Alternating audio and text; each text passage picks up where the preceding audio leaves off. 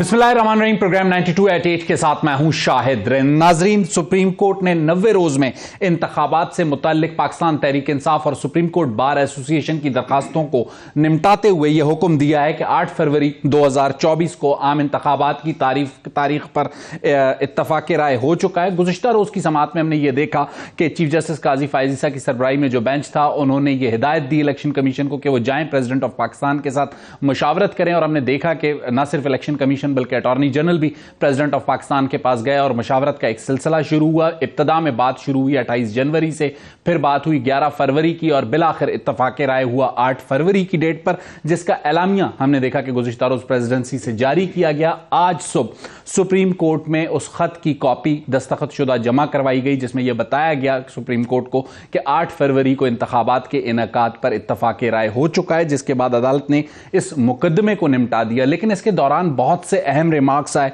उन पर भी आज हम बात करेंगे। इसके साथ साथ जो है पॉलिटिकल रिएक्शन भी हमें देखने को मिला। पाकिस्तान पीपल्स पार्टी हो, पाकिस्तान तहरीक इंसाफ हो, पाकिस्तान मुस्लिम लीग नून हो, तमाम सियासी कुव्वतों ने वेलकम किया है इंतखाबात के इनेकाद की तारीख के ऐलान को। बाकायदा तौर पर जो इलेक्शन शेड्यूल अनाउंस होगा वो तो इलेक्शन कमीशन कहीं दिसंबर के बाद ही जाके करेगा, लेकिन आज ये सवाल खत्म हो चुका है जो कि आज से पहले तक हल तलब था कि इंतखाबात होंगे या नहीं होंगे। अब वाज़े तौर पे चीफ जस्टिस का ऑर्डर मौजूद है, सुप्रीम कोर्ट का ऑर्डर मौजूद है, लेकिन इस सब में जो भी डेवलपमेंट्स हुई हैं वो अपनी जगह पे लेवल प्लेइंग फील्ड के हवाले से सियासी जमातों का अपना एक मौक़िफ़ मौजूद है। और ये बहुत बड़ा चैलेंज होगा इलेक्शन कमीशन के लिए कि साफ और शफाफ इंतखाबात का इनेकाद यकीनी बनाए।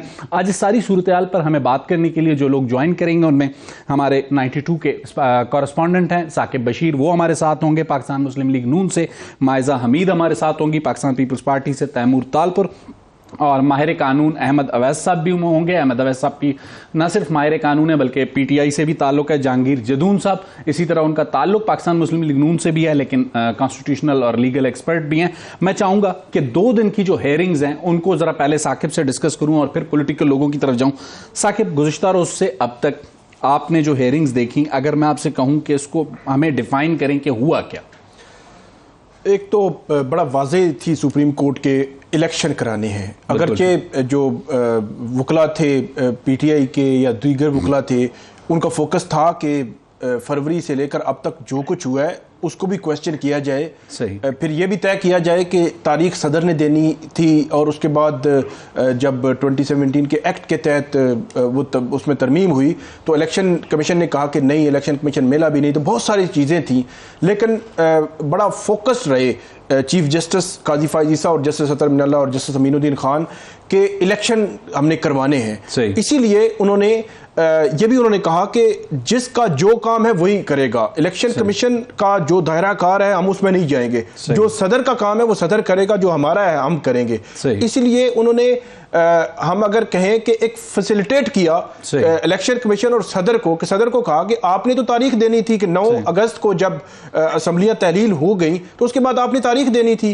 और इलेक्शन कमीशन को कहा कि आप मुशावरत के लिए गए क्यों नहीं है, आपने तो बाउंड है कानूनी आईनी तौर पर कि आपने जाना था।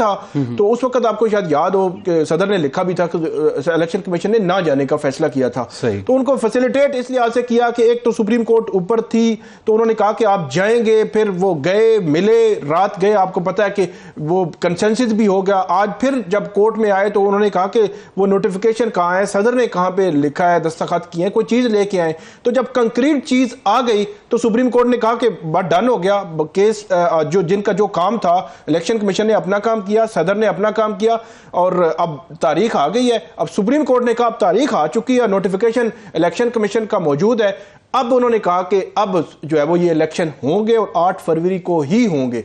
कल तो बड़ा वाज़ेह तौर पर चीफ जस्टिस ने कहा था कि ये आप पत्थर पे लकीर समझें कि जो डेट दी जाएगी उस पर इलेक्शन होंगे। इलेक्शन जो इदारा जो आईनी इदारे हैं जिसका जो किरदार है वो अपना रोल जो है वो। साकिब, एक सवाल आपके सामने रखना चाहूंगा। कल की मैं हेयरिंग को देख रहा था या कल की जो रिमार्क्स हमारे सामने आ रहे थे, ऐसा एक फील आता है कि जब कल ये सवाल जो है अली जफर साहब से पूछा गया, अतर मिनल्ला साहब की जानिब से, कि सदर का जो खत था उसमें इबाहम मौजूद है, तो जब ये एतराफ अली जफर साहब ने किया कि इबहाम मौजूद है, तो बेसिकली जो कल की कोर्ट हेयरिंग्स की जो क्लोजिंग थी उसमें एक तरह से इलेक्शन कमीशन और प्रेसिडेंट ऑफिस दोनों को एक तरह से एक इशारा दिया गया था कि अपनी अपनी गलतियां दुरुस्त कर लें, हम मामले को ड्रैग नहीं करना चाहते। क्या ये दुरुस्त होगा? जी बिल्कुल। एक तो उन्होंने गलतियों का तो कहा ही, निशानदेही की। सुप्रीम कोर्ट ने इस 2 दिन की प्रोसीडिंग में एक बात बड़ी वाज़ेह है कि जो 2017 के एक्ट में जो तरमीम हुई है, जिसके बाद इलेक्शन कमीशन के पास इख्तियार गया है और आईनी तौर पर तारीख सदर ने देनी है, ये जो क्वेश्चन है ना, इस क्वेश्चन को सुप्रीम कोर्ट ने एड्रेस नहीं किया। वो कह रहे थे कि अगर आप इस क्वेश्चन को एड्रेस करने बैठेंगे तो आपको 5 मेंबर बेंच बनाना पड़ेगा और ये बेंच टूट जाएगा। तो वो मैंने कहा कि उन्होंने आखिर में लिखवा दिया कि ये हम किसी और मौके पर ये चीज तय कर देंगे कि तारीख देनी किसनी है। जब 2017 के एक्ट में हो गई तरमीम और उधर आइन जो है वो सदर को इख्तियार दे रहा है, तो इसको हम क्वेश्चन को एड्रेस कर देंगे। लेकिन फिलहाल उन्होंने कहा सिर्फ हम फोकस्ड हैं इलेक्शन पर, जाएं इलेक्शन करवाएं और आईनी जो तकाज़े हैं। 1 मिनट के लिए आपको यहां रोकूंगा, शरीके गुफ्तगू करूंगा अहमद अवैस साहब को। अहमद अवैस साहब, आपके ख्याल में जो सवाल मैंने साकिब के सामने रखा, आप इससे एग्री करते हैं कि अभी तक ये एड्रेस होना रहता है कि इलेक्शन की डेट प्रेसिडेंट ऑफ पाकिस्तान ने देनी है या इलेक्शन कमीशन ने देनी है, वो किसी और फैसले में एड्रेस होगा? बिस्मिल्लाहिर्रहमानिर्रहीम। देखिए, इस लिहाज से तो आप कह लीजिए कि उन्होंने ये लिख दिया कि ये अभी हमने इसको एड्रेस नहीं किया, लेकिन आप अगर कानून को और आइन के मामलात को समझते हैं तो ये बात बड़ी वाज़ेह है कि आइन की जो प्रोविजन है उसको आप किसी कानूनी लेजिस्लेशन के पीस के साथ उसको ओवरराइड नहीं कर सकते। इसलिए आइन में बड़ा वाज़ेह है, आर्टिकल 48 सब आर्टिकल 5 के प्रेसिडेंट जो हैं जब वो एडवाइस के ऊपर असेंबली को डिसॉल्व करेंगे on the advice of prime minister, तो नॉट लेटर देन 90 डेज वो इलेक्शन की डेट जो है वो उसकी देंगे।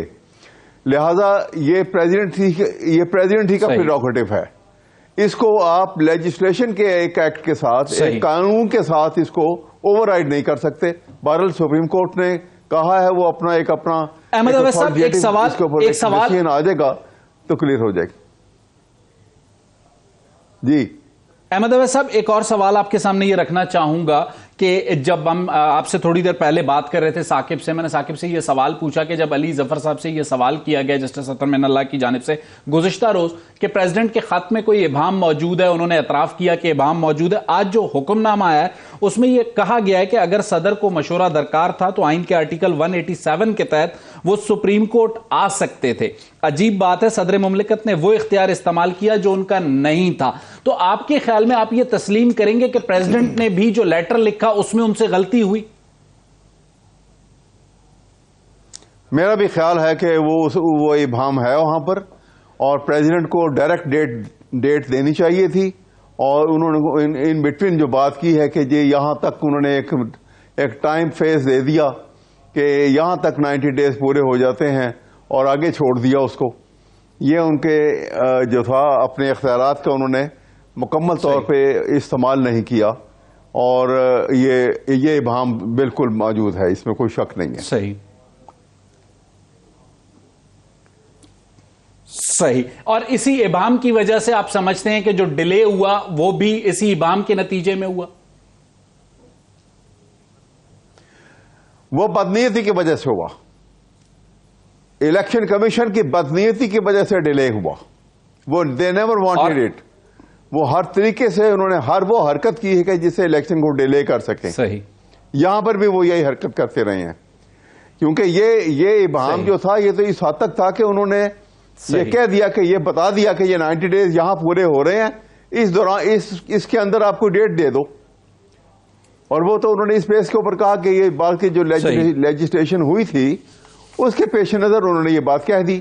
लेकिन इलेक्शन कमीशन ने इसको बदनीयती, मैं कहूंगा इसको बिल्कुल, ये मैं इसके ऊपर I am very clear about it, कि उनकी आप अगर पिछले पूरी हिस्ट्री देख लीजिए, जब से इलेक्शन का प्रोसेस शुरू हुआ है। अहमद अवैस साहब 1 मिनट के लिए आपको यहां रोकूंगा और चाहूंगा कि जरा सियासी लोगों को भी शरीक गुफ्तगू करूं। तैमूर तालपुर साहब और माइजा हमीद साहब हमारे साथ हैं। तैमूर, सबसे पहले आपकी तरफ इसलिए आऊंगा कि वो हमें एक आवाज सुनाई देती थी, मुबारक हो मुबारक हो। आज आपके चेयरमैन ने भी कुछ उसी तरह की आवाज देते हुए कहा कि मुबारक हो, चांद नजर आ गया है। तो आज के फैसले को पाकिस्तान पीपल्स पार्टी कैसे देखती है? बिस्मिल्लाहिर्रहमानिर्रहीम। जी, बहुत बहुत शुक्रिया। मैं समझता हूँ कि बहुत ही खुशाइन फैसला हमें सुनने को मिला है और मैं यकीन करता हूँ कि उस पर इम्प्लीमेंट किया जाएगा। पर मैं समझता हूँ कि अगर कानून अपना रास्ता खुद अख्तियार करता, अगर ये इंटरफेरेंस ना करनी पड़ती, ये डायरेक्शन ना देने पड़ते सुप्रीम कोर्ट को, तो बहुत बेहतर था। वो अपना काम जो उनका जिम्मा है तो उनको वैसे ही जिम्मेदारी अपनी पूरी करनी चाहिए थी। तो किसी और के प्रेशर में आने के बाद ये डेट नहीं बन रही थी। आपने सुना होगा बहुत बार हमने डिमांड की, चेयरमैन बिलावल ने बार बार उनसे राइटिंग में भी डेट मांगी, स्पीचेस में भी डेट मांगी। हमारी जो डेलीगेशन जाके इलेक्शन कमीशन के ऑफिसर्स को मिलती रही, वो उनसे डेट मांगती रही, पर वो डिले करते रहे। सही। तैमूर आपने जो बात की, तैमूर चाहूंगा, अहमद अवैस साहब ने तो ये इल्जाम लगाया कि इलेक्शन कमीशन की बदनीयती नजर आती है। पाकिस्तान पीपल्स पार्टी को भी ये लगता है कि इसमें इलेक्शन कमीशन की बदनीयती थी? खामी थी। उन्होंने जो टाइम दरकार था उससे बहुत ज्यादा टाइम दिया और साथ साथ मैं समझता हूँ इसमें कुछ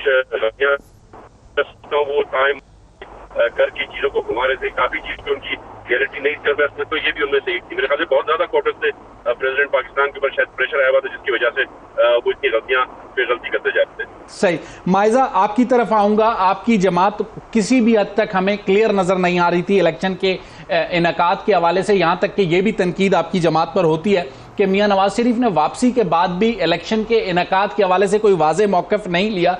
आज के फैसले को पाकिस्तान मुस्लिम लीग नून कैसे देखती है? बिस्मिल्लाहिर्रहमानिर्रहीम ji, thank you for inviting me to your show. जो आज का फ़ैसला है वो हम समझते हैं कि बड़ा अच्छा फ़ैसला है, बड़ा टाइमली फ़ैसला है और इलेक्शंस का जो इनेकाद है वो होना था और वो it was on the table, तो वो इंशाल्लाह हो जाएंगे। लेकिन जहाँ तक आप ये कह रहे हैं कि हमारी जमात जो है वो वोकल नहीं थी, हमारी जमात जो है जितनी रेडी थी, मियां नवाज शरीफ साहब वापस इसीलिए आए कि उन्होंने इलेक्शन की तैयारियों के लिए आए, इलेक्शन लड़ने के लिए आए। 21 अक्टूबर को जो हमें आवाम से रिस्पांस मिली और पूरे पाकिस्तान से लोग आए और उनकी तकरीर भी पूरे पाकिस्तान ने सुनी, तो ये एक हमारी कैंपेन का पहला हिस्सा था। और मियां नवाज शरीफ साहब आके उन्होंने वो किसी और रीज़न के लिए तो नहीं आए, पार्टी के लिए आए हैं, पार्टी का इलेक्शन लीड करने के लिए आए हैं। अब हमने दरखास्तें भी पार्टी के लिए लेना शुरू कर दी हैं, बाकी चीज़ें भी हमारी तैयार हैं। देखिए, वोकल होने का मतलब किसी कोई हर चीज़ के बारे में चीख चिल्ला के कहना is not important. What is important is के जो है क्या पार्टी और कौन सी पार्टी कितनी तैयार है, और जो पार्टियां मेरी नज़र में तैयार नहीं हैं इलेक्शन के लिए, वो ज़्यादा चीख चिल्ला रही थी डेट के लिए, टाइम के लिए, आर के लिए। देखें, इलेक्शन तो होना था और सुप्रीम कोर्ट ने ये जो है बड़ा अच्छा स्टेप लिया कि इलेक्शन कमीशन माइजा, सॉरी टू इंटरप्ट यू, 21 अक्टूबर से पहले और 21 अक्टूबर के बाद भी PMLN हमें प्रिपेयर नजर नहीं आ रही थी। आज के जिसे कहते हैं फैसले के बाद हमने देखा कि मियां शहबाज शरीफ साहब ने वेलकम किया, जैसा कि PTI, अगर अहमद अवैस साहब हमारे साथ हैं, वो सुप्रीम कोर्ट चले गए, सुप्रीम कोर्ट बार ने सुप्रीम कोर्ट से रुजू किया। पाकिस्तान पीपल्स पार्टी किसी अदालती फोरम पे नहीं गई, लेकिन इलेक्शन कमीशन के सामने उन्होंने एहतजाज अपना रिकॉर्ड करवाया और मीडिया के ऊपर प्रेस कॉन्फ्रेंसेज में बिलावल ने कहा PMLN बिल्कुल जिसे कहते हैं वो शुतुरमुर्ग की तरह रेत में सर दबाए इस मामले पे बैठी थी जब तक कि मियां नवाज शरीफ वापस नहीं आए। देखिए, ऑब्वियसली कोई भी पार्टी जो है वो जब तक उनके कायद वापस नहीं आते और वो आके जो है वो पार्टी को लीड नहीं करते, उस वक्त तक तो हम इलेक्शन के बारे में कोई स्टेटमेंट नहीं दे सकते थे। लेकिन हमें ये अंदाज़ा था कि इलेक्शन फरवरी तक हो जाएंगे। जिस तरह सारी पार्टीज को ये अंदाज़ा था, तो हमने जो है अपने कायद को उसी टाइम पे बुलाया और हमने ये कैंपेन स्टार्ट कर दी। अब मुझे वैसे हैरत इस बात की होती है कि पीपल्स पार्टी का कोई ट्रेस नहीं है पंजाब में, पीपल्स पार्टी का ट्रेस किसी सूबे में और में नहीं है, चले सिंध में होगा। आप वो कोई सुना था जरदारी साहब जो हैं वो जरदारी हाउस में जो है बड़े ब्रेक जो है देने लगे हैं और बड़ा मुकाबला करने लगे हैं पंजाब में, तो हुआ तो कुछ नहीं, तो इट वाज ऑल टॉक। तो मैं ये समझती हूँ कि ये बातें करना चीखने चिल्लाने की बात नहीं थी। बात ये कि इलेक्शन कमीशन का काम था कि वो आईनी तौर पे जो है इलेक्शन कराएं और टाइम पे इलेक्शन कराएं। अब जो है जिस तरह आप कह रहे थे सदर का मामला है या इलेक्शन कमीशन का मामला है, ये बहुत इंपॉर्टेंट चीज़ है कि आप प्लीज़ किसी इलेक्शन कमीशन के स्पोक्स पर्सन को बुलाएं और उनसे ये सवालात पूछें कि ये क्यों डिले हुए और कैसे डिले हुए। जहां तक जब हमारी हुकूमत थी उस वक्त डिले हुए, वो आपको पता है कि ये और डीलिमिटेशन के इश्यूज की वजह से डिले हुए और सारी पार्टीज के कंसेंसस से हुए जो लेकिन माइजा आपने अपनी बात में ये एतराफ किया कि आप लोगों ने इसलिए इलेक्शन की बात नहीं की क्योंकि क्लैरिटी नहीं थी आपके अपने कायद की वापसी के हवाले से। आप एतराफ करती हैं इस बात का? नहीं, मैंने ये नहीं कहा, आप लफ्ज़ों को थोड़ा तोड़े मोड़े नहीं। मैंने कहा कि हमने इलेक्शन के बारे में बात तब तक नहीं की जब तक मियाँ साहब जो है वो आ नहीं गए पाकिस्तान। जिस तरह पिछले इलेक्शंस में मियाँ नवाज शरीफ साहब अपनी बेटी के साथ आए थे और खैर वो जेल में थे, लेकिन इलेक्शन की जो तैयारियां थी उसके बाद ही स्टार्ट हुई थी। ठीक हो गया। माइजा, मैं सिर्फ एक वजाहत चाहूंगा कि मैंने अगर लफ्ज तोड़ने मरोड़ने होते तो मैं आपको दोबारा क्लैरिटी के लिए सवाल ना पूछना चाहूंगा कि तैमूर तालपुर की तरफ जाऊं। मैं जाना तो साकिब की तरफ चाह रहा था, आपने जिक्र पीपल्स पार्टी का किया है। माइजा कह रही है कि पीपल्स पार्टी इसलिए शोर मचा रही थी कि वो सिंध के अलावा कहीं नहीं है।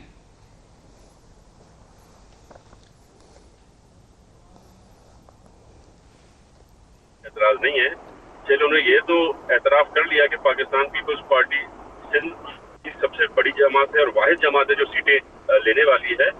ये भी उनका बहुत बहुत शुक्रिया। और मैं आपको ये बताता चलूं कि हालात जो है वो बहुत नासाज हैं पाकिस्तान मुस्लिम लीग नून के लिए, खसूसन पंजाब में। पंजाब में लोग खुश नहीं है नून लीग से। पंजाब में बहुत ही एक एंटी स्टेट बना हुआ है PML इनके लिए। हमारे दोस्त हैं जो नून लीग से बिलोंग करते हैं और वो हमें बताते हैं कि उन्हें कितनी दुश्वारी है आजकल पंजाब की इलेक्शंस के लिए। और ये खुद एतराफ कर रहे हैं कि मियाँ साहब जब तक नहीं आ सकते थे तब तक हम इलेक्शन की बात नहीं कर सकते। तो क्या अगर मियाँ साहब 5 साल नहीं आते तो क्या हम 5 साल तक इलेक्शन नहीं करा सकते? ये चीजें जो है ये अनफेयर बात है। आपको हर चीज कानून के दायरे में रह के सोचनी और करनी है। और इंशाल्लाह ताला आप देखेंगे पंजाब में हम बहुत टफ टाइम देने वाले हैं मुस्लिम लीग नून को भी। चले तैमूर, आपको यहाँ रोकूंगा, साकिब को शरीके गुफ्तगू करूंगा। आपको मैंने मौका इसलिए दिया कि माइजा ने चूंकि आपकी सिंध या पंजाब की प्रेजेंस पे सवाल उठाया था तो मैंने चाहा कि आप रिस्पॉन्ड करें। साकिब, जो अहम चीज़ हमने इस जजमेंट में देखी उसमें 2 चीज़ें और भी आती हैं। सुप्रीम कोर्ट ने कहा गैर आइनी तौर पर असम्बली तहलील करना गद्दारी के ज़मरे में आता है और हैरानकुन तौर पर सदर के पास असम्बली तहलील करने का इख्तियार नहीं था, लेकिन उन्होंने सदर के पास इख्तियार देने का जो इख्तियार था तारीख देने का वो इस्तेमाल नहीं किया। आप समझते हैं कि इस जजमेंट में उस चीज़ का हवाला आना जो असम्बली की तहलील का एक और भी सुप्रीम कोर्ट का हुक्म मौजूद था, इसकी कोई सिग्निफिकेंस है? सिग्निफिकेंस तो नहीं है, सुप्रीम कोर्ट पास सामने जो मामला था नहीं, लेकिन क्योंकि जो सदर के इख्तियारात की बात हुई कि वो असम्बली तहलील कर सकते हैं या उसके बाद तारीख देने के हवाले से जो बात थी वो आई, तो उसमें फिर अप्रैल 2022 में जब सदर ने वज़ीर-ए-आज़म की एडवाइस पर जो है असम्बली जो है तहलील कर दी थी, उस पर क्वेश्चन उस वक्त भी जो जजमेंट आई थी उसका हवाला उन्होंने देकर ये कहा है कि वो नहीं कर सकता था, सदर एडवाइस नहीं भेज सकता था और उस वक्त जो वज़ीर-ए-आज़म एडवाइस नहीं भेज सकता, पार्लियामेंट पे छोड़ा था कि पार्लियामेंट इसका जो भी फैसला करे। उसमें जो काजी फाइज़ ने आज भी लिखवाया कि जब आपकी अदम एतमाद की तहरीक जो है वो हो चुकी थी, वहाँ पे दाखिल हो चुकी थी और उस पर वोटिंग होना जो है बाकी थी, तो उस दौरान ये इख्तियार नहीं रहता। तो वो एक बड़े अजीब तरीके से जो उस वक्त के 1 मिनट के लिए आपको यहाँ रोकूंगा, एक शॉर्ट ब्रेक लेंगे। कोई एक ब्रेकिंग न्यूज है नाजरीन, एक छोटी सी ब्रेक लेते हैं, ब्रेक के बाद आते हैं, दोबारा आपसे गुफ्तगू करते हैं।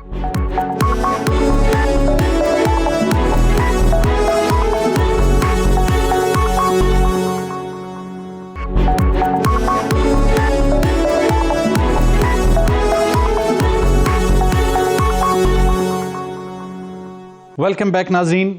ब्रेक पर जाने से पहले हम बात कर रहे थे सुप्रीम कोर्ट के फैसले की और इंतखाबात के इनेकाद की, लेकिन इस दौरान एक अफसोसनाक खबर आई जिसमें बलूचिस्तान के ज़िला ग्वादर में तहसील ओरमाड़ा और पसनी के दरमियान दहशतगर्दों की जानिब से एक हमला किया गया जिसमें सिक्योरिटी फोर्सेस के 14 जवान शहीद हुए।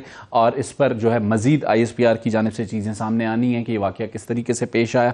और ISPR की जानिब से अपनी प्रेस रिलीज़ में ये भी कहा गया है कि दहशतगर्दों के खिलाफ जो है सर्च ऑपरेशन उस इलाके में जारी है। हम वापस आएंगे अपने टॉपिक की तरफ, और जैसे मैं जाने से पहले साकिब से एक सवाल किया था और साकिब ने उसकी पोजीशन क्लियर की कि किस वजह से ये सारा कुछ आया था। चाहूंगा कि अहमद अवैस साहब की तरफ जाऊं।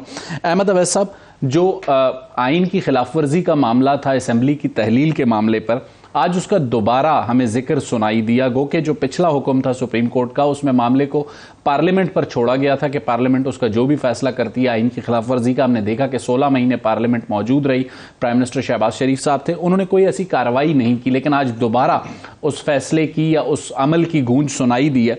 इसकी सिग्निफिकेंस आपको कुछ लगती है पॉलिटिकली या लीगली? मेरा नहीं ख्याल इसकी कोई पॉलिटिकल हैसियत भी नहीं है और ये सुपर फ्लोस था, इसको अब ज़रूरत नहीं थी इस बात की। ये बात हुई, वो फैसला हुआ, उसके फैसले के बाद जो कुछ भी हुआ उसके बाद much water is phloem under the bridge. PDM की हुकूमत रही 1.5 साल और 1.5 साल के अरसे में जो कुछ हुआ वो भी हमारे सामने है। इसलिए इस वक्त ये बात करने की ज़रूरत नहीं थी। अब एक बहुत बड़ा फैसला सुप्रीम कोर्ट ने, अब ये उनकी इंटेलिजेंस की वजह से एक बहुत बड़ा काम हो गया, इलेक्शन की डेट फिक्स हो गई और ये एक अचीवमेंट है। मेरे ख्याल में इसी के सेलिब्रेशन में खुश होना चाहिए और इसको वेलकम करना चाहिए, बजाय इसके कि हम किसी ऐसी पुरानी बात को लेके फिर हम माजी की तरफ जाएं और हम माजी में जाके बैठ जाएं। ये मैं नहीं समझता कि ये मुनासिब बात है। सही। अच्छा माइजा, आप अहमद अवैस साहब से इस पॉइंट पे एग्री करेंगी? क्योंकि 16 महीने आप लोगों की हुकूमत थी, आप लोगों ने कोई कार्रवाई नहीं की, लेकिन आज दोबारा ये पॉइंट उठा है तो PMLN जिसे कहते हैं कि वो कह रहे थे कि कोई इंतकाम नहीं लेना चाहते, आगे बढ़ना चाहते हैं, तो इस मामले को PMLN भी जिसे कहते हैं वो कालीन के नीचे दबा के आगे बढ़ना चाहती है। देखिए, इजराइल अभी बड़ी सही बात की मेरे भाई ने, Israel the water is under the bridge, लेकिन कुछ चीज़ें प्रेसिडेंट बन जाती हैं और कुछ इदारे जो हैं जब वो एक्शन नहीं लेते तो कुछ और इदारे फिर उनकी जगह एक्शन लेते हैं और फिर यही जो है हमारे लिए मसला बनता है कि पार्लियामान जो है वो उसको सुप्रीम क्यों नहीं समझा जाता, उसको अथॉरिटेटिव क्यों नहीं समझा जाता। बट पॉलिटिकली स्पीकिंग मसला ये हो जाता है कि अगर हम ऐसी एक्सरसाइज कर देते तो फिर उसको एक इंतकामी कार्रवाई समझा जाता। खैर, नेवरदलेस जो है मेरा ख्याल है मुल्क इस टाइम इस मोड़ पे है जहां लोगों को रिलीफ चाहिए और जो है लोग चाह रहे हैं कि वो ऐसे अपने नुमाइंदों को इलेक्ट करें जिनसे वो डिलीवर करवा सकें और जो है जो महंगाई है, लाकानूनियत है, जो इन्फ्लेशन है और ये सारी चीज़ें जो हैं उनसे रिलीफ चाह रही है अपनी आवाम और वो यही चाह रही है कि इलेक्शन हो और अपना वो सही किस्म का नुमाइंदा चूज कर सकें ताकि उससे वो पूरी किस्म की जो है। चलें, आप भी किसी हद तक अहमद अवैस साहब की बात से एग्री कर रही हैं, ठीक हो गया। तैमूर तालपुर, आपकी तरफ जाऊंगा। आपकी जमात हमेशा रूल ऑफ लॉ और रूल ऑफ जैसे कहते हैं पार्लियामेंट की बात करती है। माइजा ने इस बात को तस्लीम किया कि जैसे कहते हैं कि होना चाहिए, पार्लियामेंट की सुपरमेसी होनी चाहिए, लेकिन उन्होंने इसलिए नहीं किया कि इंतकामी कार्रवाई होगी। आपकी जमात भी उस 16 महीने की हुकूमत का हिस्सा थी, लेकिन आने वाली पार्लियामेंट को इस मसले को एड्रेस करना चाहिए या जैसे अहमद अवैस साहब ने कहा कि अब जब इंतखाबात का ऐलान हो गया है अब आगे बढ़ना चाहिए? इस बात में तो साहब कोई शक शुबा नहीं है कि आइन शिकनी हुई है। जो इलेक्शन 90 दिन के अंदर होना था वो 90 दिन में नहीं हुआ। नहीं, मैं इसकी बात नहीं कर रहा। तैमूर सॉरी आपको इंटरप्ट कर रहा हूं। मैं उस मामले की बात कर रहा हूं जब वोट ऑफ नो कॉन्फिडेंस पेश हो चुकी थी, प्राइम मिनिस्टर उस वक्त के जो चेयरमैन पीटीआई के थे उन्होंने असेंबली तहलील करने की एडवाइस जारी की और प्रेसिडेंट ने असेंबली तहलील कर दी, जिस पर सुप्रीम कोर्ट का एक बाकायदा फैसला आया और उसे कॉन्स्टिट्यूशनल वायलेशन करार दिया गया। उसका आज दोबारा जिक्र हुआ है सुप्रीम कोर्ट के फैसले में। मैं समझता हूं कि जो भी हुआ है उसको ऐसे नहीं छोड़ना चाहिए। आगे जाके नई असेंबली बनने वाली है, नई हुकूमत फॉर्म होने वाली है।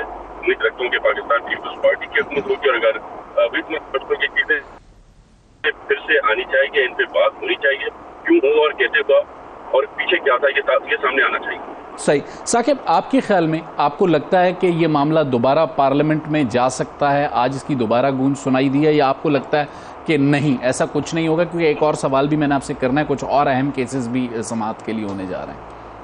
असल में मुझे नहीं लगता ये जाएगा। उसकी वजह यह है कि अगर इसने जाना होता तो पीडीएम की हुकूमत आई अप्रैल 2022 में और अगस्त 2023 तक वो रहे और असम्बली में पीटीआई भी नहीं थी, वो सारी पार्टीज़ ही थी, वही मतलब मिलजुल के सारे मामला चला रही थी।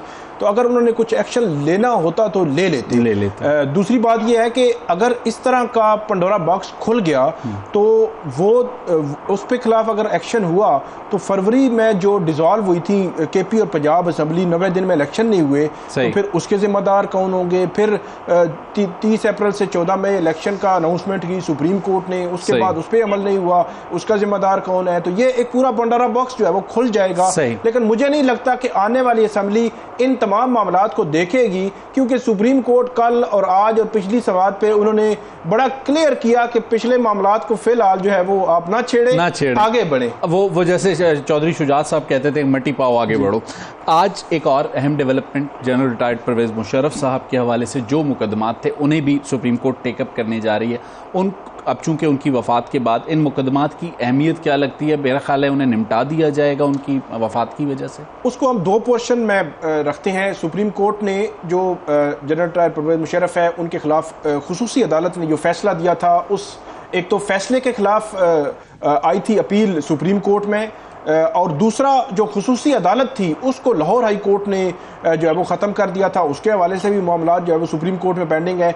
बज़ाहिर सुप्रीम कोर्ट जनरल मुशर्रफ से मुतल्लिक़ जितने केसेस हैं तमाम को सुनने जा रही है। उसके दो पोर्शन है। एक तो उसकी कोई ऐसी जजमेंट देना, कोई ऐसी चीज़ देना कि जो उसको अफेक्ट करे डायरेक्टली जनरल मुशर्रफ को, क्योंकि वो इस दुनिया से चले गए हैं, उसकी तरफ तो सुप्रीम कोर्ट नहीं जाएगी। लेकिन मुझे ऐसे लगता है कि हो सकता है कि सुप्रीम कोर्ट कोई ऐसी जो है वो वजाहत करते, इंटरप्रेट करते, कोई ऐसी जजमेंट दे ताकि आइंदा के लिए ऐसा रास्ता रुक जाए और आइंदा के लिए एक प्रेसिडेंट बन जाए कि अगर किसी ने आइन को वायलेट किया, आइन को तोड़ा, तो फिर उस पे ये जो है वो उस पे उसकी सजा ये होगी या कोई भी जजमेंट जो है वो आ सकती है। अहमद अवैस साहब, बहुत अहम नुक्ता साकिब ने उठाया है कि जो जनरल परवेज मुशर्रफ वाले मुकदमात हैं उसमें जो कॉन्स्टिट्यूशनल वायलेशन वाला मामला है, और खासकर आज जब कॉन्स्टिट्यूशनल वायलेशन की बात हुई है, आपको लगता है कि सुप्रीम कोर्ट जिसे कहते हैं कि वो एक ऐसा जिसे कहते हैं रोल प्ले कर सकती है जहां पर जो कुछ माजी में हुआ उसे छोड़कर इंतखाबात का ऐलान हो चुका है और अब बात आगे बढ़ाने की जाए?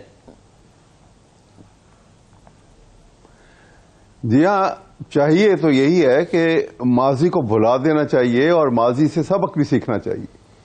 अदरवाइज तो पिछली बात पे चले जाएं तो जब भी वहां पाकिस्तान में कू हुआ, फौजी कू हुआ जब भी, और उसकी पहली लेजिटिमेसी जो है वो तो सुप्रीम कोर्ट ने दी है सबसे पहले। तो ये आर्टिकल तो सबसे पहले उन्हीं के ऊपर अप्लाई करेगा अगर उस तरफ चले जाएं आप माजी में। तो इसलिए जो कुछ हो गया उससे सबक सीखें और आगे की तरफ देखें। अब बजाय इसके कि वो पिछली लकीर पीटते रहे, उसका फायदा कोई नहीं है। हमें सबक सीखना चाहिए और बड़े पॉजिटिव और मस्बत सहन के साथ आगे की तरफ हमें we should take a step further toward the future of Pakistan. सही। अहमद अवैस साहब, आप बहुत ही सीजन लॉयर भी हैं, सीजन पॉलिटिशियन भी हैं। एक सवाल आपके सामने रखना चाहूंगा जो आपने बात की आगे बढ़ने की, यही मशवरा आप अपनी लीडरशिप को भी देंगे कि जो माजी में हो गया उसे बुला के आगे बढ़ें और मुल्क में तमाम पॉलिटिकल स्टेक होल्डर्स बैठें, एक साफ और शफाफ इंतखाबात की बात करें ताकि आप लोगों को भी लेवल प्लेइंग फील्ड का शिकवा ना हो, पीपल्स पार्टी को भी ना हो। आज तो मियां जावेद लतीफ साहब भी लेवल प्लेइंग फील्ड का शिकवा कर रहे थे। बिल्कुल आप ठीक कह रहे हैं। मैं तो बिल्कुल इस बात का हमेशा से बड़ी मस्बत अंदाज में सोचता हूं और देखता हूं कि इनको अब भी यही चाहिए, बल्कि माजी में ये बहुत गलत हुआ।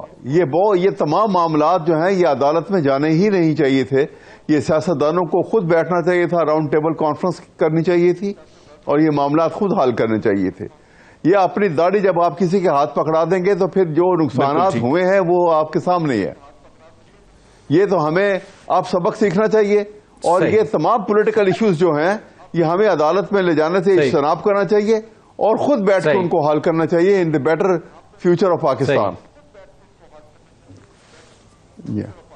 सही। अहमद अवैस साहब, आपको यहां रोकूंगा, एक छोटी सी ब्रेक लेंगे नाज़रीन। ब्रेक के बाद आएंगे तो मायजा हमीद और तैमूर तालपुर के सामने ये सवाल रखूंगा लेवल प्लेइंग फील्ड का, कि अब लेवल प्लेइंग फील्ड किसको मिल रही है और कैसे मिल रही है। बिलावल साहब तो अब भी कह रहे हैं कि उन्हें ना 88 में मिली, ना 2008 में मिली और आज भी नहीं है, लेकिन फिर भी उनका ये दावा है कि वो वज़ीर आज़म होंगे।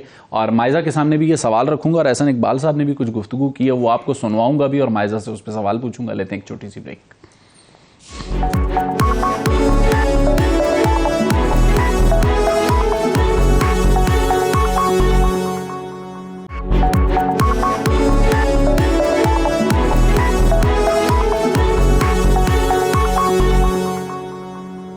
वेलकम बैक नाजरीन। प्रोग्राम के आखिरी तकरीबन हिस्से में हम जब बात करेंगे लेवल प्लेइंग फील्ड की, तो लेवल प्लेइंग फील्ड का शिकवा पाकिस्तान तहरीक इंसाफ को भी है और पीपल्स पार्टी को भी है। आज थोड़े से मियां जावेद लतीफ़ भी हमें इस मामले में नाराज नजर आए, लेकिन इतने ज्यादा नहीं जैसा कि बाकी जमातें नजर आती हैं। अहमद अवैस साहब, लेवल प्लेइंग फील्ड पीटीआई किसे कहती है? और आज भी एक जिसे कहते हैं साबिक स्पीकर नेशनल असेंबली, हमने देखा कि असद कैसर साहब, उनकी किसी मेडिकल कॉलेज की जो कुछ परचेजिंग्स थी उनके खुर्द-बुर्द के इल्जाम में गिरफ्तारी हो चुकी है। तो अब पीटीआई आज तो जिसे कहते हैं उसे वो फैसला मिल गया जिसका उसे इंतजार था। लेवल प्लेइंग फील्ड पीटीआई की नजर में क्या होगी? देखिए, बड़ा सिंपल है। लेवल प्लेइंग फील्ड है कि आप इक्वल अपॉर्चुनिटी देंगे तमाम पॉलिटिकल पार्टीज को, तमाम पॉलिटिकल वर्कर्स को, पॉलिटिकल लीडरशिप को, कि वो इलेक्शन के अब डेट फिक्स हो गई है, अनाउंस हो गई है। हर एक का हक है इलेक्शन में पार्टिसिपेट करने का, हर पॉलिटिकल पार्टी का, और उनको जलसे करने के लिए, कॉर्नर मीटिंग्स करने के लिए, बड़े जलसे करने के लिए, अपना नुक्ता नज़र जो है वो आवाम तक पहुंचाने के लिए, अपने मैनिफेस्टो जो है वाज़ेह तौर के ऊपर देने के लिए और अपना नुक्ता नज़र जो है वो उसको उजागर करने का ये मौका हर पार्टी को मिलना चाहिए। और इसमें कोई पाबंदी, जैसे अभी आपने एक के हाथ बांध दिए, सही, पीटीआई के हाथ बांध दिए, हाथ पांव बांध दिए बल्कि, और कहा जा रहा है कि जनाब हम तो इलेक्शन की डेट, अब इलेक्शन कराएंगे और सब कुछ कराएंगे। लीडरशिप उनकी जेल में है। और आपने देखा कि मियां नवाज शरीफ साहब जो कि मफरूर भी थे, जो कि कॉन्विक्ट भी थे, उनको पब्लिक जलसे की इजाजत भी दे दी गई, उनको बेल भी ग्रांट कर दी गई। और एक छोटी सी कॉर्नर मीटिंग करनी थी पीटीआई के वर्कर्स ने, और वहां पे जो पुलिस ने उनका हाल किया और वो उसको जैसे वो उनको उखाड़ पुछाड़ की उस छोटे से एक कॉर्नर मीटिंग की। तो ये लेवल प्लेइंग फील्ड नहीं है, ये इक्वालिटी नहीं है, ये रूल ऑफ लॉ का निजाम नहीं है, ये डेस्पोटिज्म है। ये डेस्पोटिज्म से हमें निजात मिलनी होगी, तब जाके अहमद अवैस साहब, आपने थोड़ी देर पहले चलेंगे। अहमद अवैस साहब, अहमद अवैस साहब, आपने थोड़ी देर पहले एक बहुत अच्छी बात कही और आपने कहा कि सियासी लोगों को आपस में बैठकर मसलों का रिजॉल्व निकालना चाहिए, बजाय इसके कि वो अदालत की तरफ जाएं और फिर अदालत को अपनी दाढ़ी पेश करें और फिर जब अदालत पकड़ती है तो फिर प्रॉब्लम्स भी होती हैं। तो आपको नहीं लगता कि ये जो लेवल प्लेइंग फील्ड का मामला है या साफ और शफाफ और पुरअमन इंतखाबात का मामला है, पॉलिटिकल स्टेक होल्डर्स को बैठकर इस पर कोई एसओपी इलेक्शन कमीशन के साथ तय करना चाहिए, केयरटेकर गवर्नमेंट को उसमें बिठा लें, सूबों में जो केयरटेकर गवर्नमेंट्स हैं उनको बिठा लें और कोई जिसे कहते हैं एसओपीज तय कर लें इंतखाबात के लिए, बजाय इसके कि इंतखाबात के बाद फिर एक धरना पॉलिटिक्स होती हुई हमें नजर आए। बड़ी अच्छी, आपने इतनी अच्छी बात ये की है, लेकिन इसके लिए एक पॉलिटिकल मैच्योरिटी की जरूरत है। इसके लिए एक खास इंटेलेक्चुअल एबिलिटी की जरूरत है जो पॉलिटिशियन के अंदर होनी चाहिए, कि जहां पे मामलात को सुलझाने की कोशिश करें वो, और वहां पे वो स्कोर विनिंग की तरफ ना जाएं। कि स्कोर विनिंग के लिए हम कहेंगे कि जब हम एक ताकत का सहारा लेके दूसरे को नीचा दिखा दें, दूसरे को बिल्कुल कंप्लीट उसका मलिया मीट कर दें उसको, ये हमारा ये एटीट्यूड नहीं होना चाहिए। और एक बात और मैं यहां पे कहना चाहूंगा कि सारे सियासतदान, सारी पॉलिटिकल पार्टी एक बात के ऊपर जरूर मुत्तफिक हो जाए कि पब्लिक एक्सचेकर के ऊपर, पब्लिक मनी के ऊपर सही कोई बंदा जो है हाथ अगर साफ करे और वहां पे हाथ मारे, उसको सख्त से सख्त सजा दी जाए। इस पे सब मुत्तफिक हों। सही। ये अमानत में खयानत है। ये चलिए ठीक है अहमद अवैस साहब, मैं चाहूंगा कि माइजा को ब्रीच ऑफ ट्रस्ट है। ठीक है अहमद अवैस साहब, यहां पे 1 मिनट के लिए आपको रोकूंगा, माइजा को शरीक गुफ्तगू करूंगा। माइजा, अहमद अवैस साहब ने कहा कि पाकिस्तान तहरीक इंसाफ के हाथ पैर बांध दिए गए। 2018 में हम देखते थे कि यही गिला, यही शिकवा में PMLN करती नजर आती थी, और हम कहते हैं कि माजी को भुला के आगे बढ़ने की बात करते हैं। तो आपको नहीं लगता कि PMLN या मियां मोहम्मद नवाज शरीफ साहब को चाहिए कि वो इस वक्त कोई ग्रैंड नेशनल डायलॉग या कोई ऐसे पॉलिटिकल मेजर्स लेने की उन्हें जरूरत है, कॉल देने की, कि जिसमें तमाम स्टेक होल्डर्स बैठें और एक आजाद, साफ, शफाफ और पुरअमन इंतखाबात का इनेकाद मुमकिन हो मुल्क में? देखिए, एक तो आप लोग जो है मुशर्रफ साहब की जो बात होती है बार बार, और पॉलिटिकल मैच्योरिटी की बात होती है, और जमहूरियत की जो है को मैच्योर होने की बात करते हैं लोग, ये सारी बातें मुझे किताबी लगती हैं। देखें, 20 साल का एक्सपीरियंस मेरा भी है एज लेजिस्लेटर। मियां नवाज शरीफ साहब को पहले भी जो है एक हुआ, उनको निकाल दिया गया, फिर दूसरी दफ़ा भी निकाल दिया गया, तीसरी दफ़ा जिस तरह के हालात पैदा किए गए गलत केसेस में उनको इन्वॉल्व करके उनको 3 साल का अरसा मिला और उनको निकाल दिया गया। तो लेवल प्लेइंग फील्ड की जो लोग बात करते हैं, मुझे तो हैरानगी होती है कि लेवल प्लेइंग फील्ड PMLN को कब मिली और मियां नवाज शरीफ साहब को कब मिली। जहाँ तक ये फैसले हैं, ये जो कू करते हैं उनके साथ जो होता है बाद में, वो फिर एक मफाकाते अमल का सिलसिला शुरू हो जाता है। अदरवाइज तो यहाँ पे कोई अकाउंटेबिलिटी नहीं है। ये तो आप भी जानते हैं, मैं भी जानती हूँ, और मियां नवाज शरीफ साहब ने भी। तो आप लोग चाहते हैं कि अकाउंटेबिलिटी करें माइजा? मैं अल्लाह पे छोड़ता हूँ। 1 मिनट से है ना, मैं यही कह रही हूँ कि there is no such thing as accountability. अगर आप देखें कि उन लोगों को देखें जिन्होंने कू किया और लोग जो हैं वो स्कॉट फ्री चले गए, ये और बात है, बाद में उनके जो हालात हुए वो आपको पता है। दूसरा जो मैं ये कहना चाह रही हूँ वो ये कहना चाह रही हूँ कि लेवल प्लेइंग फील्ड की हर जमात सवाए PMLN के क्यों चीख चला रही है? क्योंकि देखिए, लेवल प्लेइंग फील्ड क्या उस वक़्त थी 2018 में हमारे पास इलेक्शन में, जब सब लीडरशिप जो है वो हमारी जो है जेलों में थी। लेवल प्लेइंग फील्ड हमारे पास तब थी मियां नवाज शरीफ के पास 2018 में। उस वक़्त तो प्रेसिडेंट साहब भी जरदारी थे। तो माइजा शॉर्टली रिस्पॉन्ड कीजिएगा अगर आप 2018 का जिक्र कर रही हैं। मैं शॉर्टली रिस्पॉन्ड कर रही हूँ, मैं 2018 का जिक्र कर रही हैं, तो इसका मतलब ये है कि आप माजी को मैं जवाब देना चाह रही हूँ। मैं ये जवाब देना चाह रही हूँ कि अब आप गए कि इमरान खान साहब के किसी ने हाथ बांधे। इमरान खान साहब ने अपने हाथ खुद बांधे हैं, ये तो एक फैक्ट है। मैं भी एग्री करूंगी, बाकी सारे मेंबर्स भी यहाँ पे जो बैठे हुए हैं वो भी एग्री करेंगे। हमने नहीं उनके साथ कुछ किया, उन्होंने अपने हाथ खुद बांधे हैं, जिसकी वजह से वो जेल में है। दूसरी बात मैं ये करना चाहूंगी कि जब उनकी पार्टी इतनी, उनके हालात खराब हैं कि वो जब जेल में गए हैं तो सारी पार्टी तितर बितर हो गई है, भाग गई है। तो हमारी पार्टी तो ऐसी नहीं है, मियां नवाज शरीफ की पार्टी की तो ऐसी नहीं है। हम मियां नवाज शरीफ के साथ माइजा 1 मिनट के लिए आपको यहाँ रोकूंगा और जहांगीर जदून साहब को शरीक गुफ्तगू करूंगा। जहांगीर जदून साहब, अभी थोड़ी देर पहले अहमद अवैस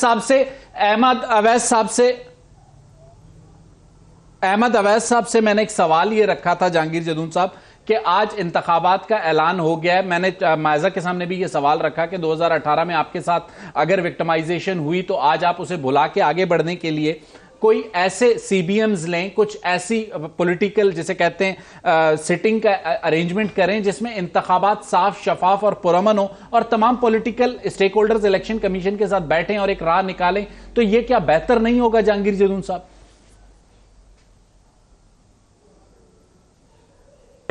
कमीशन का काम है, वो बुलाता है वैसे पॉलिटिकल पार्टीज को, कोड ऑफ कंडक्ट तय करते हैं और सारी पॉलिटिकल पार्टीज की मीटिंग होती है। सही। तो उसमें देखें ना, क्योंकि बेसिक जो आईनी जिम्मेदारी है वो इलेक्शन कमीशन की है। सही। कि जी इलेक्शन जो है वो फेयर एंड ट्रांसपेरेंट हो, एज पर लॉ हो। और इसमें देखें ना, पॉलिटिकल पार्टीज को भी मेच्योरिटी दिखानी चाहिए, और इलेक्शन कमीशन का अगर खुदा ना खास्ता इलेक्शन पे कोई क्वेश्चन उठा तो उसकी सारी जिम्मेदारी जो है वो इलेक्शन कमीशन पे आएगी, क्योंकि इलेक्शन कमीशन के पास आर्टिकल 220 जो 220 है उसके तहत पावर है कि वो किसी भी एग्जीक्यूटिव एजेंसी को, किसी भी इदारे को कह सकता है कि हमारी हेल्प करें। सही। तो अगर उसको कुछ नजर आता है कि इलेक्शन किसी जगह पे कोई गड़बड़ है तो वो उसको रिमूव करे, और पॉलिटिकल पार्टीज का जो जहांगीर जदून साहब, आखिरी मिनट है मेरे पास, चाहूंगा आप और अहमद अवैस साहब दोनों मुझे सवाल का जवाब दीजिएगा, चूंकि इलेक्शन कमीशन पे भी कंट्रोवर्सी है, पार्लियामेंट अपना वजूद नहीं रखती। कोई ग्रैंड नेशनल डायलॉग के लिए सुप्रीम कोर्ट बार एसोसिएशन, कोई पाकिस्तान बार काउंसिल, कोई PFUJ कोई रोल प्ले कर सकता है जो पॉलिटिकल लोगों को एक मेज पे बिठा सके? दोनों 30 सेकंड में रिस्पॉन्ड कीजिएगा। ये देखें, ये तो बिल्कुल अच्छी बात, अच्छी तजवीज है कि पॉलिटिकल पार्टी भी मेच्योरिटी दिखाएं और आगे की तरफ बढ़ें, और पिछले जिसके खिलाफ जो केसेस हैं वो अदालत के जरिए खत्म होंगे। सही। अहमद अवैस साहब, आप इससे एग्री करेंगे कि supreme court bar, Pakistan bar council, PFUJ जो ऐसी, जैसे कहते हैं कि सिविल सोसाइटी कोई रोल प्ले करे, पॉलिटिकल लोग बैठें और इस मसले का हल निकालें और इंतखाबात की तरफ आगे बढ़ें? बिल्कुल, मैं तो पहले भी आपसे कह चुका हूं कि यह काम तो पॉलिटिशियंस को बिल्कुल ऐसा एक प्लेटफॉर्म प्रोवाइड करना चाहिए, वहां बैठें और ये मामलात को हल करें, और बिल्कुल नेकनीयती के साथ कि जो इलेक्शन फेयर इलेक्शन का हो और जो इलेक्शन जीत जाए और उसको चांस दिया जाए कि वो फिर। अहमद अवैस साहब आपका, माइजा हमीद साहिबा आपका, जहांगीर जदून साहब आपका, और साकिब आप तमाम मेहमानों का बहुत बहुत शुक्रिया। नाजरीन, आइंदा आने वाले दिनों में हम देखेंगे कि इंतखाबात के लिए मैदान सज चुका होगा, और उस इंतखाबी मैदान को पुरअमन बनाना, साफ और शफाफ बनाना सियासी जमातों और इलेक्शन कमीशन की जिम्मेदारी होगी। अगले प्रोग्राम तक मुझे शाहिद रिंद को इजाजत दीजिए। अल्लाह हाफिज।